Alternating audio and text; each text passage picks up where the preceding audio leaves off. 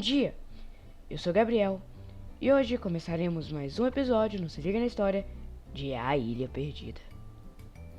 Bom, pra você que não sabe o que é o Se Liga na História, que é realmente muito difícil, é um programa que passa todos os sábados de 10 até 10h30 aqui na rádio. Nele nós vemos várias obras literárias, famosas, interessantes e super legais. No começo de cada livro nós vemos como a história foi criada, ou melhor, como o criador teve a ideia de criá-la. Bem, como eu disse no começo, esse é mais um episódio de A Ilha Perdida. E caso você queira ver onde estão os outros episódios, eles não têm reprise. Não tem reprise. É só você ir lá no YouTube. Fácil. Lá, Rádio Veloci. Na verdade, youtube.radioveloci.com. Você já entendeu, né? Você já sabe. Aproveita e se inscreve. E eu sei que várias pessoas vão estar assistindo no YouTube, então vai lá, não custa nada passar na rádio. Só lá no Google, pesquisa Rádio Veloci. Já tá lá, não tem dificuldade nenhuma. Então, o que custa você assistir os programas no momento em que saiu? Sem contar que também nós temos um programa que não pode passar no YouTube. Que no caso é o programa que passa quarta-feira, só lembranças, com Jonas Araújo. Então, tem um programa que você só pode assistir se você vê na rádio. Então agora, dito isso, se liga na história!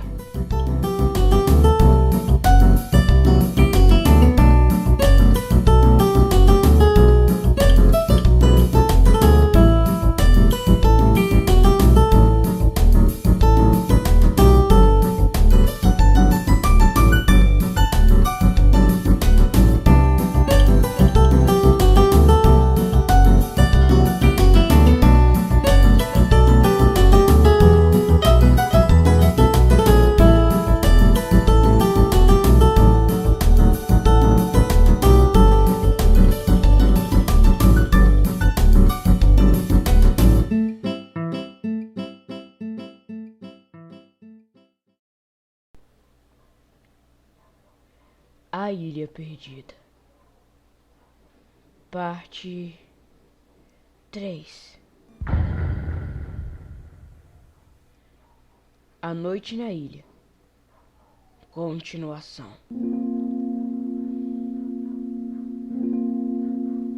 Ficaram uns instantes em silêncio, ouvindo os rumores da mata. Ouviram pios de árvores, coachar de sapos, cri-cri de grilos. De repente, Henrique aproximou-se mais do irmão e segurou-lhe o braço. Ouviu? Eduardo também ouviram rastejar, esquisito ao seu lado, mas fez-se de forte. Isso é um sapo. É só um sapo. Sabe, um dos grandes, não é nada demais. Henrique sussurrou. Sapo não rasteja, ele pula. Deve ser alguém que anda na mata ou com um bicho grande.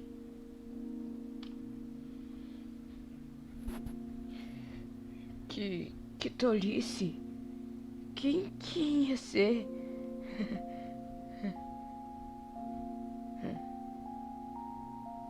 Houve silêncio outra vez.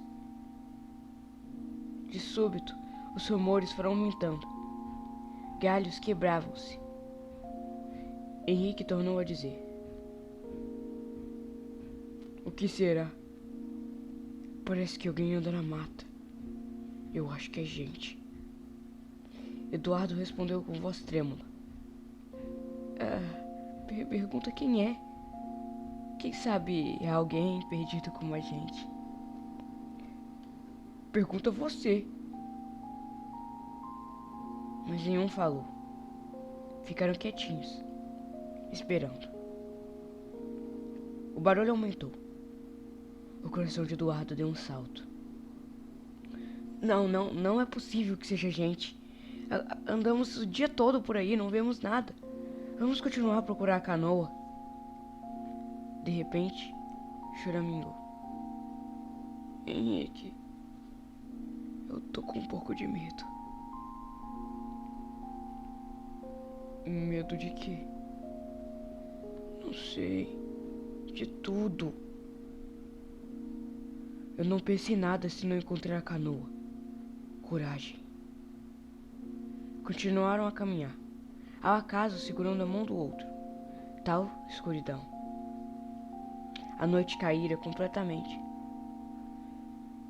Os dois meninos estavam arrependidos de terem se arriscado nessa aventura. Tinham vontade de chorar, mas queriam mostrar-se fortes. Depois de terem andado, durante algumas horas, sentiram o ar úmido que vinha do rio. O rio estava cada vez mais perto.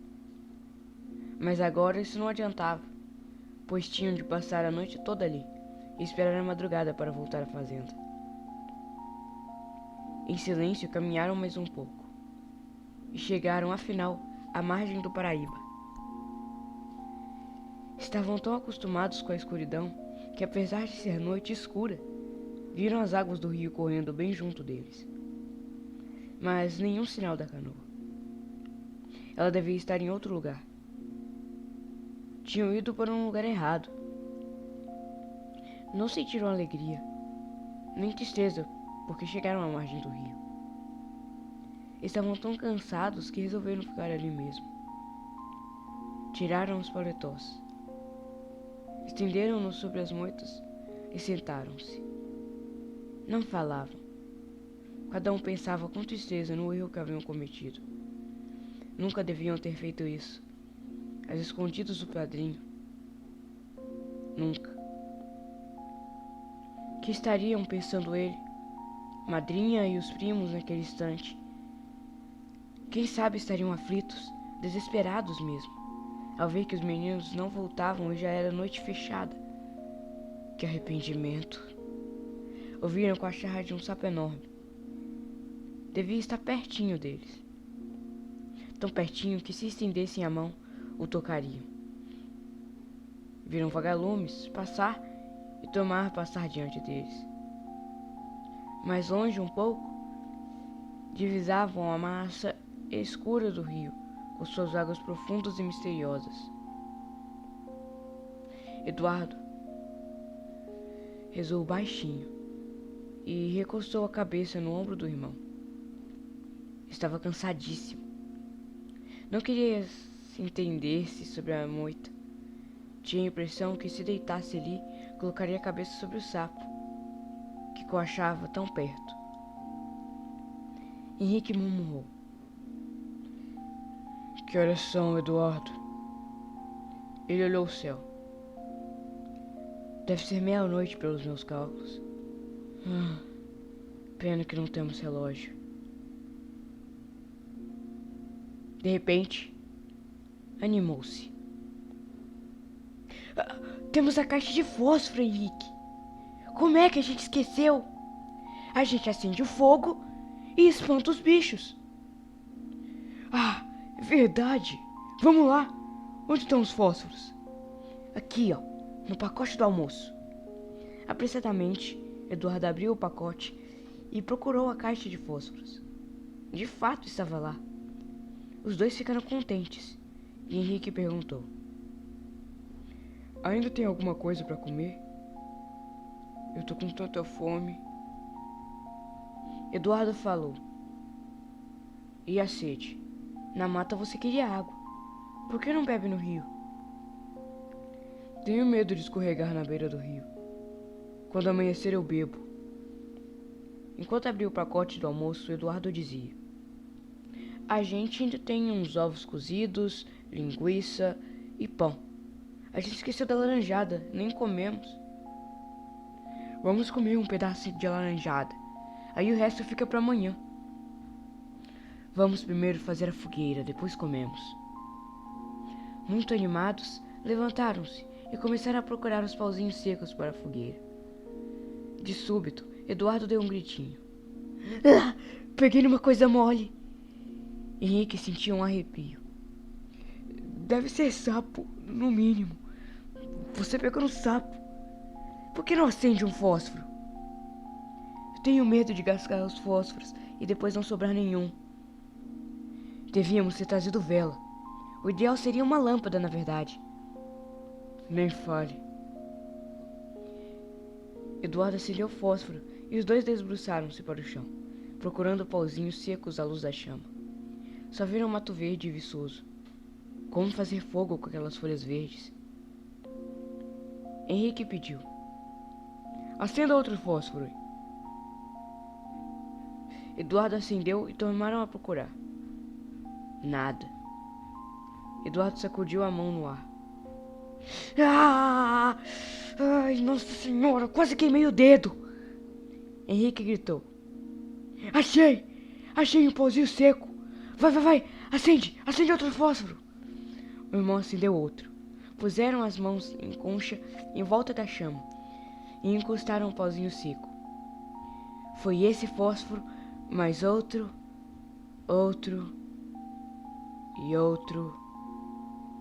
e nada de conseguirem pegar fogo no pauzinho. Eduardo censurou choramingando. Esse pau estava meio verde. Vamos procurar outro. Henrique não quis. Disse que podiam gastar todos os fósforos e não conseguir fogo.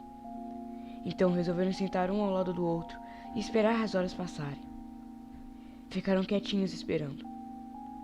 Cochilaram de madrugada. Henrique recostado no ombro de Eduardo. Eduardo não queria dormir, mas não suportou. De repente estendeu-se nas moitas. Enrolou-se no paletó e, sentindo a cabeça do irmão encostada em seu ombro, dormiu profundamente. Não pensou mais em sapos nem bicho algum. Quando acordaram, viram o rio bem ali perto e o sol que já ia surgindo. Olha, quanta coisa o rio vem trazendo. O que será isso? Eduardo admirou-se. Ambos olharam espantados. O rio havia crescido durante a noite, de uma maneira assustadora. Estava volumoso, e as águas não eram mansas como no dia anterior.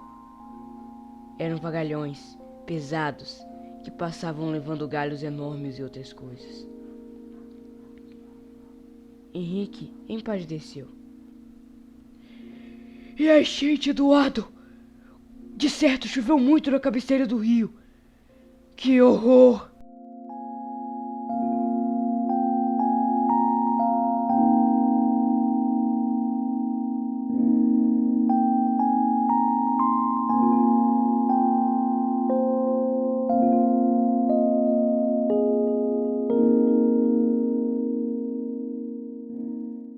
A enchente. Ficaram imóveis, sem poder tirar os olhos do Paraíba. Viram passar tábuas, sapatos, roupas, a metade de uma cadeira, troncos de árvore e, de repente, uma cabra morta. Eduardo estendeu o braço. Olha! É uma cabra! Voltou-se para Henrique, pálido de susto. Henrique, como que a gente vai voltar agora? O irmão sacudiu os ombros, fingindo-se de corajoso. Pois não viemos até aqui? Podemos voltar também.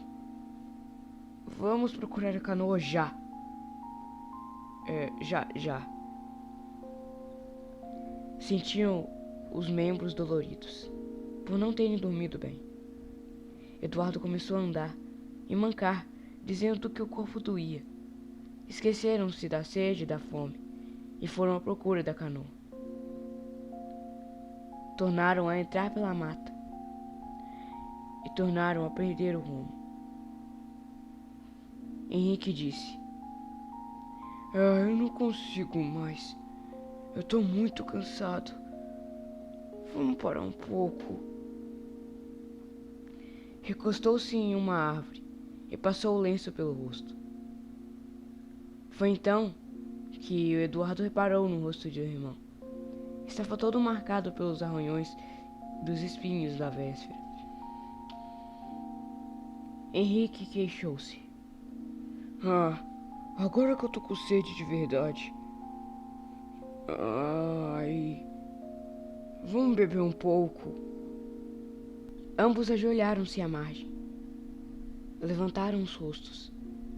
Beberam água, mas o líquido era tão barrento e escuro que Eduardo cuspiu com cara de nojo.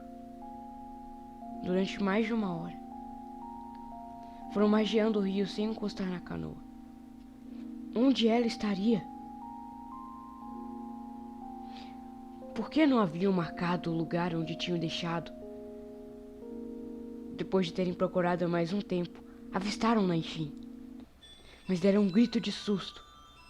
A canoa estava presa apenas por um fio de corda. A correnteza do rio era tão forte que puxava a canoa com força. A corda, que já era velha, foi se desgastando e apenas um fio ainda resistia. As ondas volumosas espumavam à sua volta. Henrique correu para dentro da água. Colocou as 2 mãos numa das bordas da canoa e, com a água acima dos joelhos, começou a puxá-la para a margem. Eduardo teve medo. Cuidado, Henrique! O rio está puxando muito! Pode levar você! Não há perigo! Agora vem aqui me ajudar! Eduardo tirou os sapatos e as meias, arregaçou as calças e foi auxiliar Henrique. Os dois tentavam puxar a canoa para a terra, mas foi inútil. A correnteza era muito forte. Nem parecia aquele rio calmo e manso de um dia antes. Rugia e espumava, carregando tudo em seu caminho. Henrique gritou. Força, Eduardo! Segure com força enquanto eu vou remendar a corda! Começou a procurar os pedaços de corda que estavam dentro da água, misturados com lama e galhos de árvore. Eduardo começou a cansar-se. Falou. Anda depressa. Daqui a pouco eu não vou aguentar mais. O rio tá tendo uma força... Henrique pediu suplicante. Espera, Eduardo. Paciência. Eu já encontrei uma ponta. Falta só emendar. Você precisa aguentar. Se você não aguentar, a gente tá perdido. E com as mãos molhadas, procurava amarrar essa ponta de corda na canoa. Mas com a pressa, atrapalhava-se a corda e escapava-lhe das mãos. E caía na água outra vez. Eduardo gritou. Venha você segurar a canoa e deixe a corda por minha conta. Você não consegue. Eu consigo sim. Vem segurar a canoa. Henrique, nervoso, tornou a prender a canoa com as 2 mãos, enquanto Eduardo foi tentar amarrar a corda. Mas estava tão velha que arrebentou 2 vezes entre as mãos de Eduardo. Henrique ficou aflito. Dobra a corda em 2, senão eu vou arrebentar. E eu quem disse que era corda velha. Eduardo dobrou a corda, passou pela argola e conseguiu prendê-la na margem, com um suspiro de alívio. Henrique correu para auxiliá-lo. Passaram a corda pelo tronco de uma árvore próxima e amarraram fortemente. Quando terminaram o serviço, estavam suados e cansados. Eduardo observou. Você está vermelho como uma pimenta. E você está como um pimentão. Ambos tinham manchas rubras na face e na testa, principalmente Henrique. Ele sentou-se dizendo: parece que eu tô com febre de tão quente. Resolveram esperar a enchente diminuir, em vez de tentar a volta imediatamente. Tinham esperança que a enchente ficasse menos forte. Estenderam-se ali na margem durante muito tempo, mas a enchente não diminuiu. Pelo contrário, aumentou. As águas cresceram tanto que chegaram até onde eles estavam, e o rio rugia que dava medo. Eles olharam para cima e para baixo, para ver se viam alguma canoa, alguma embarcação qualquer à sua procura, mas nada viram, a não ser água. e coisas que o rio levava à sua correnteza. Viram galinhas descendo com penas estufadas e um cabritinho branco. Tudo aquilo rolando, rolando sem parar, misturando com a água, lama e espuma. De repente viram uma árvore inteira, também vindo em direção à ilha. Ficaram tão admirados que se levantaram para ver melhor. Era uma árvore com folhas amarelas e raízes à mostra. Ela rodopiou, foi para mais longe, fazendo redemoinhos. Depois da correnteza, empurrou outra vez para o lado da ilha. Nesse instante, os dois meninos deram um grito de susto. A árvore vinha em direção à canoa. Em 2 pulos, Henrique correu para salvar a canoa. Conseguiu segurá-la com as 2 mãos, mas era tarde. A árvore passou dando voltas e arrastou a canoa para o meio do rio. A corda era velha e não resistiu. Eduardo gemiu. Ah, meu Deus! Não! Henrique não disse nada. Ficou mudo, assistindo ao desastre. Depois escondeu o rosto entre as mãos e começou a chorar. Eduardo correu para o irmão e pôs os braços sobre o ombro dele. Ora, Henrique, a gente vai dar um jeito. Garanto que a essa hora o padrinho já vem em nosso socorro. Vamos esperar. Henrique soluçava. Qual? Como ele vai poder adivinhar que a gente está na ilha? Ele nunca poderá pensar que viemos até aqui. Como a gente vai voltar agora? Cara, você vai ver como se arranja tudo. A gente vai fazer uma fogueira acesa e dia a gente vai ver se... Alguém há de ver e contar ao padrinho. A fumaça vai fazer daquele jeito que nem o Bento disse naquele dia. Que ele tinha visto e ele não sabia se uma pessoa estava lá. Aí eles vão ver a fumaça e vão perceber que a gente está aqui. Alguém vai contar pra ele. Henrique enxugou as lágrimas com a mão. A gente não tem mais o que comer. Vamos passar fome. A ilha deve ter frutas. A gente só tem que procurar. Vamos andar por aí em vez de ficarmos aqui vendo a enchente. Henrique ficou mais calmo. Parou de chorar e disse que estava cansado. Queria ficar ali na margem, olhando o rio. Sentaram-se um ao lado do outro e ficaram calados, pensando no possível meio de salvação. O tempo foi passando. De vez em quando tomavam um gole d'água. E quando a sede apertava, esqueciam que a água era suja e barrenta. Bebiam assim mesmo. Eduardo perguntou. Será que a gente vai ter que passar outra noite aqui? Com certeza vamos. O padrinho não pensará que estamos nessa ilha. Ela fica muito longe da fazenda. Ele nunca há de se lembrar que nos procurar aqui.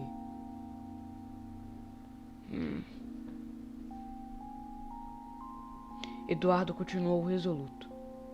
Então, a gente vai preparar um lugar pra gente dormir. A gente não pode ficar muito perto do rio. De repente as águas chegam até nós e nos levam. Como levar a canoa? Elas não param de subir, olha ali. Com a faca e o canivete, começaram a cortar uns galhos de árvore para fazer um lugar macio a fim de se deitarem. Depois de prepararem uma espécie de cama com folhas largas e galhos finos, Eduardo lembrou-se de procurar alguns paus secos e trazer uma fogueira, se fosse necessário. Entrou na mata e voltou logo, depois com uma braçada de pedaços de paus bem secos. Amontoou tudo ao lado da cama, fazendo uma espécie de caeira. Depois disse: se aqui houvesse uma árvore com um tronco bem grosso e largo, a gente poderia dormir em cima do tronco, que nem o Tarzan. Henrique deu um suspiro.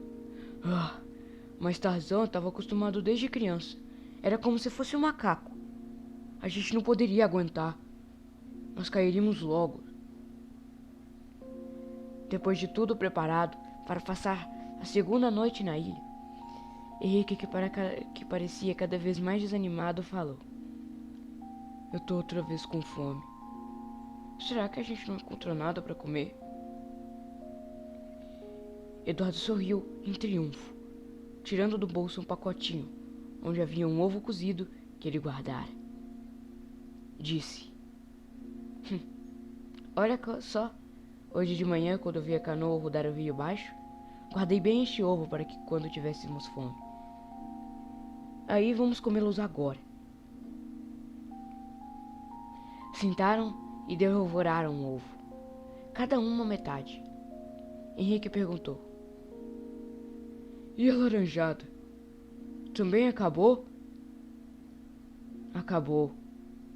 Agora não temos mais nada para comer. Ué, sério?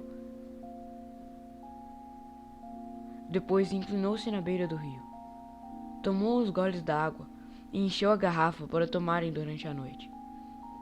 Henrique também bebeu água, queixando-se de que estava cada vez mais barrento. Olharam o céu. As primeiras estrelas já estavam começando a aparecer. Olharam o rio durante algum tempo, na esperança que surgisse alguma embarcação que viesse buscá-los. Nada. Somente o rio barulhento. E a segunda noite caía sobre a ilha. Resignados, resolveram deitar-se na cama improvisada e conversaram um pouco. Será que o padrinho nunca mais se lembrará de nos vir procurar aqui? Não sei. Acho bem difícil. Talvez Kiko ou Oscar se lembre. Quem sabe o Bento vai se lembrar? Mesmo que se lembre, o rio está tão bravo com essa enchente que eles não poderão atravessá-lo. Então como a gente vai fazer para voltar?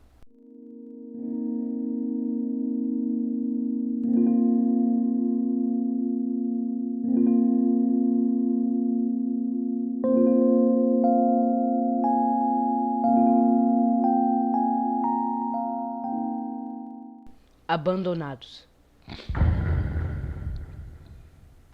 Ficaram silenciosos durante uns instantes. Depois, Henrique teve uma ideia. E se a gente fizer uma jangada? A gente tem faca e o canivete. Amanhã trataremos disso. Mas como é que se faz uma jangada? Eu não tenho nenhuma ideia. Ora, você não viu a figura de uma jangada nos livros? Cortam-se paus grandes para firmar a jangada. Depois cortam-se paus mais finos para colocar por cima e amarrar bem firme. Amarrar com o que, Henrique? Com os pedaços de corda que sobraram? Henrique olhou à volta pensativo. Aí na Inata deve haver muito cipó. Amarram-se com cipós. Eduardo concordou. Vamos tentar.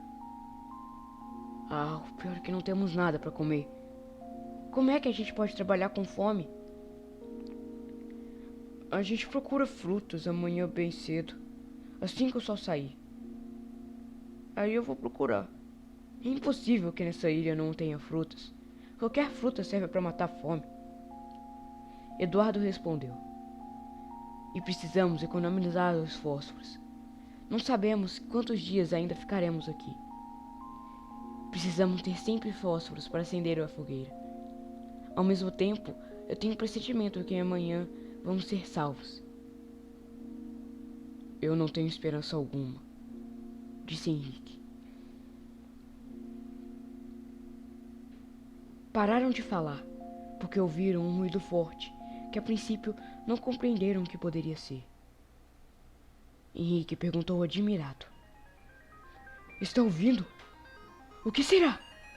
Parece barulho de motor? Estou, disse Eduardo. É mesmo barulho de motor. Eles vêm nos buscar de uma lancha motor. Eu não disse que estavam com um bom pressentimento? Vai dar certo, você vai ver. Vamos depressa fazer uma fogueira para mostrar que estamos aqui. levantaram-se, apressaram-se em fazer fogo. Deram gritos fortíssimos. Estamos aqui! Estamos aqui! Na ilha! Estamos aqui na ilha! Socorro! Perderam vários paus de fósforo, porque se a madeira seca pegasse fogo afinal. Uma chaminha azul começou a se elevar. Eduardo deu gritos e entusiasmo. Agora, vão nos encontrar! Ponha mais pau seco, Henrique! Ponha mais! O motor tá cada vez mais perto! O motor parecia próximo, mais próximo, cada vez mais próximo.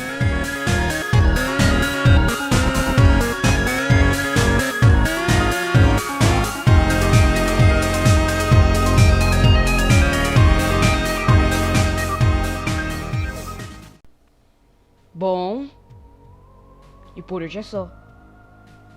Como eu sempre digo, muito obrigado àqueles que assistiram, reassistiram, estão assistindo pela primeira vez, o primeiro Se Liga na História, no caso. Muito obrigado mesmo, isso ajuda demais. Então, como eu disse lá no começo, caso você queira assistir desde o primeiro episódio do Se Liga na História até esse, é só você ir lá no YouTube. Não custa nada. Quer dizer, você provavelmente já tá no YouTube. Então, né? Passa lá, aproveita e se inscreve, caso você não esteja inscrito. Dá o like também, dá like, tá? Pode acreditar. Lá vão ter programas tão interessantes quanto esse. Sério mesmo. Lá tem programa de palhaço, programa de xadrez, tem programa de entrevista. Não tem programa de música, porque eu já disse, né? Programa de música só lá na rádio. Só aqui na rádio. Vai lá na rádio, não custa nada. Toda quarta-feira. Lá tem vários programas. Lá também tem os sábados letivos que estão tendo. Então, é isso. Muito obrigado a todos vocês que assistiram. E tchau! E até o próximo programa!